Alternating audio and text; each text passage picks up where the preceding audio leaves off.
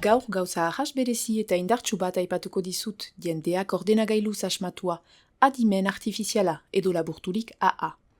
Ordenagailu teknologia hori esker, makinak gai dira ordurarte jendeak soilik egin zitzaketen gauzen egiteko, galdera bati erantzutea, irudi baten ezagutzea edo ipuin baten idaztea adibidez.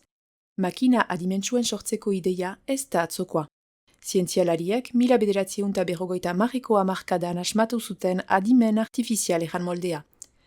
Ordenagailuei esker, zeregin batzuk jendeen gisan egiteko gai ziren programak asmatzen hasi ziren. Adimen artifizialek ez dute pentsatzen, programa informatikoak dira, trebatu behar dira, kirolariak trebatzen diren bezala. Horretarako izigarriko datu masak erakusten zaizkie, irudi, testu, soinu masak. Ongi trebaturiko AA oso lagungarria izan daiteke eguneroko bizian.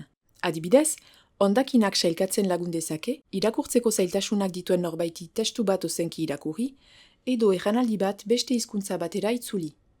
Halaber, informazioa antola dezake jendea laguntzeko hautu hobeen egiten. Adimen artifizialak jada zure inguruan daude. Adibidez, bideo bat gustatzen zaizunean eta aplikazioak beste bat proposatzen dizunean, AA bati esker du egiten.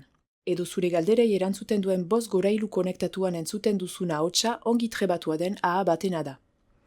Eta orain, AA sortzaileak ere badira. Horrek eran nahi du irudien, ipuinen edo musikaren sortzeko erabil daitezkeela. Adimen artifiziala tresna indartsua da, ikertzen eta sortzen lagun gaitzake. Baina kasu, batzuetan ahak trompatzen aldira, edo jendeen engainatzeko baliatzen dira. Horregatik ezinbestekoa da AA heldu baten laguntza zerabiltzea, galdera egokien egiteko eta nola funtzionatzen duten hobeki ulertzeko. Gainera, energia hainitz kontsumitzen du. Horregatik bakarrik beharrezkoa denean erabili behar da. Superbotere baten gisan zoragarria izan daiteke, baina beharrezkoa da haren funtzionamenduaren ulertzea eta menderatzea.